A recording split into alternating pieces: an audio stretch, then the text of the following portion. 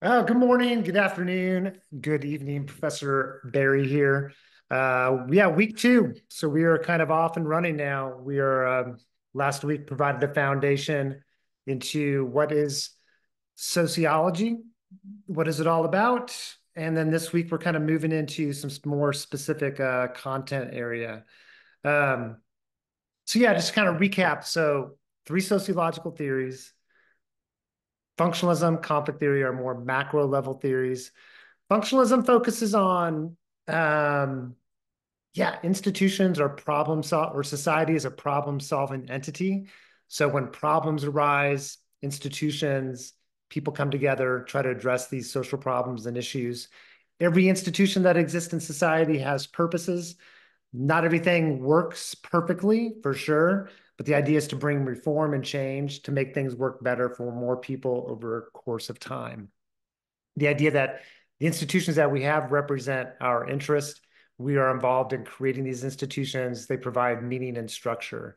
So religion is an institution. There's functions of religion within society itself. Religion has certain values, certain benefits to the community and to individuals, and it's a social institution. So that's functionalism. Durkheim, conflict theory, Marxism addresses inequality and power. He's a Marxist. Karl Marx was a political philosopher, a political scientist, if you want to state that. And he was interested in the role that economic systems, how they change over a course of time, and how those economic systems increasingly have constrained humans, and that economic systems, are benefiting power at the consequence of people. And Marx advocated for class consciousness, awareness, to advocate for social change to bring about more justice. Both of these theories have benefits and limitations. Most sociologists today are neo-functionalist or neo-conflict theorist or just like if they're in that macro level space. It's like taking the ideas of functionalism, but changing them to fit contemporary ways of thinking and knowing and practices for either functionalism and conflict theory.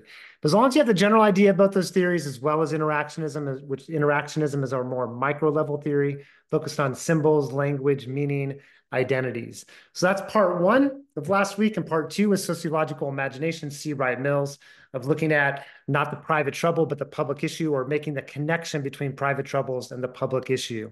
So we look at anything like environmental problems are these are human problems that are much bigger than the individual. These are public issue problems that have to be addressed at the structural level, at the policy level, and you know, larger than the individual.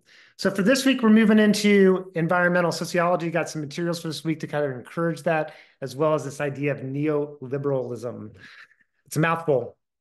So the assignment for this week, you got the materials are for the assignment, the written, the either the summary or the bullet points to cover the podcast interview with John Perkins, a sociologist, talking about environmental sociology and his work with British Columbia and the management of natural resources or management of the forest in British Columbia, and how forest management or the extraction of lumber from certain areas in British Columbia, how the extraction of the material from the forest benefited the community differently over a course of time, and how this sort of rise in development of a more collective management of the resource, I think, is one thing I want you to kind of one thing I want you to be exposed to, and for us to make connections between this new role of managing, or new focus on managing forest, is a pushback against neoliberal values and practices. So this will make more sense when you watch that video on neoliberalism. One way to think about neoliberal thought and ideas and policies is that they led to um, increased power among global corporations. And a lot of people would argue that neoliberal policies they're designed to benefit the powerful corporation at the consequence of communities. And so this new contemporary form of managing forests is a way of pushing back against a neoliberal thought.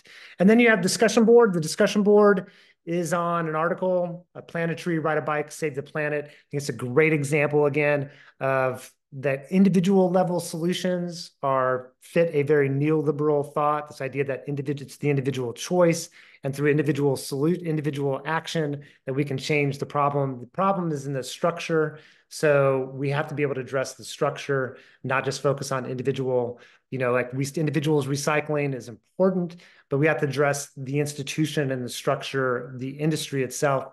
And that requires understanding, I think, in some sort of way, the limits of that individual viewpoint. So those are the two different things for this week, the assignment and the discussion board. I'll talk about both those as we go through here. So the environmental sociology. So sociology, again, is a focus on the study of groups and systems. Perkins talks about social facts and Durkheim, and Durkheim kind of founded the field of sociology or brought it to the forefront, kind of created or elevated as an academic discipline. And social facts are those things that are outside of the self that constrain or influence the self. So he uses the example he brings up in the podcast, Durkheim's work on suicide. Durkheim has this massive volume where he basically researches and looks at suicide rates across different demographics, male, female, religious affiliation, different groups, and how those suicide rates changed across region, across nation, across time. And he's illustrating that suicide is an individual thing, but the rates of suicide are shaped by external forces. What's going on in the economy, what's going on in how community is structured, what's going on, the degree of integration of people within community and society. There's a lot of things that are there. These are all social facts that are impacting the self. And I think it's great that Perkins states that today we take that for granted. Like we can recognize, oh yeah, man, things like suicide rates or crime. These are things that are outside of the self that are influencing it. The environment is shaping people's behavior. We take it more for granted today. This was a huge shift in the public's way of thinking to start to address social problems and issues from this viewpoint of looking at external factors. And then Perkins talks about forestry and forestry management. And as you listen to the podcast and in your write-up, think about how the management of the forest was different in the past and how it's different today, like what's going on today with the management of the forest, different models of management. And then when you watch the video on neoliberalism, recall how the management practices have changed over time, and that the more contemporary ways of thinking about and managing the forest, much more community-based. And I think it's a pushback, a reaction against like this encroachment of neoliberal thought and ideas on the management of public resources. I want to point out too that Perkins talks about all environmental problems are social problems. And I think it's important to identify, just like to get into a little bit here, that the distinction between a problem and a social problem. A problem becomes a social problem, not because it's a certain degree of harm or it's so bad, but that the public agrees that it's a social problem. Smoking tobacco was unhealthy long before it was a social problem. Child abuse was an infraction on human, just human liberty and the welfare of children being impacted long before it was viewed as a social problem. So when we move from a problem to social problem, this becomes a social process, a process that takes place within a society, within a culture. And it's important to recognize that problems have to when they become social problems, it's through that social process. And then we're going to get into sometimes that there's institutions and certain players that do not want to see things as a social problem. So cigarette smoking for a long time, tobacco, the tobacco industry did not want to view that as a social problem. And even though there was a lot of evidence, the evidence was there to support it, the industry kept on pushing back to try to prevent it from being defined as a social problem. And I think it's beautiful that Perkins talks about scientific evidence, that this idea of different groups have not only just different goals, but they have different facts. And that sometimes scientists are they're investigating the world, right? And so it's going to be incredibly complex, sometimes presented in very complex fashions that a lot of people, it's too much jargon, too confusing. And so scientists, and through muddying the water, so to speak, and getting at the complexity, actually make things more difficult to be able to address the problem and the issue. And I think that's kind of a really interesting thing to kind of look into. Perkins talks about the management practices. He talks about that the forest is a commodity that's conserved the interest of business, but also the community and how the relationship between the two changed over time. Whose interests are served? Is it the lumber industry? Is it the private sector, the business, the private sector, the community, both? Is it possible for both? And the reason for including this podcast is it gives you an introduction into environmental sociology as applied to the natural environment, to the management of forests. Think about sort of like the ways in which we can manage our resources in a different way. And then also a preview for an upcoming week when we talk about the commons and the management of commons. There's an article that will talk about this idea of the tragedy of the commons and the limitations of that view. It's possible that commons can end up in tragedy, but also could be very prosperous. So want to use this sort of as an anchor for later on in the term. So neoliberalism, it's a complex, big idea. When you watch the video, my goal for you is that you walk away with a general idea of what it's about.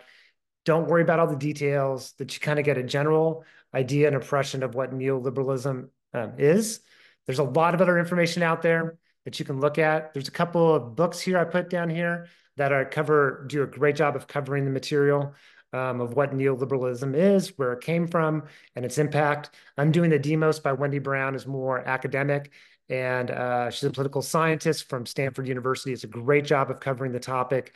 The Shock Doctrine, Naomi Klein, is more of a journalistic style. She talks about the University of Chicago School of Economics in particular and how it was deployed throughout the world. Specifically, she focuses a lot on South America, but also in other countries in the Middle East and around the world to deploy these economic ideas to cripple the local economies in these countries in order to basically take over the economy of these countries for the benefit of power and corporations. So important, I think, to understand neoliberalism. I think it's essential to understand our economy today, the ways in which government facilitates the behavior and the practices of corporations. And I think it's important to be aware of this particular philosophy and idea and also critique it. I mean, just like be exposed to it, but form your own ideas about it. But to be aware of what this sort of idea is. And then the discussion boards, you got the assignment covering the podcast and the video. The discussion board is on an article called Planetary, Ride a Bike, Save a Planet. Review the video I put out there on the discussion board requirements. So when you post, you'll summarize some ideas from the article and then to talk about how the article illustrates this idea of or the values or ideals of neoliberal thought. So neoliberalism, one thing it promotes is very individual level solutions to complex social problems.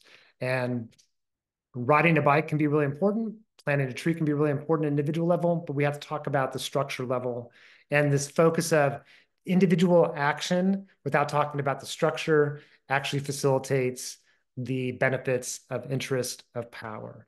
So yeah, the post this week, 2 peer responses next week. I break up the discussion boards that way. I think it's useful that way. So 1 week it's post, then peer responses the following week.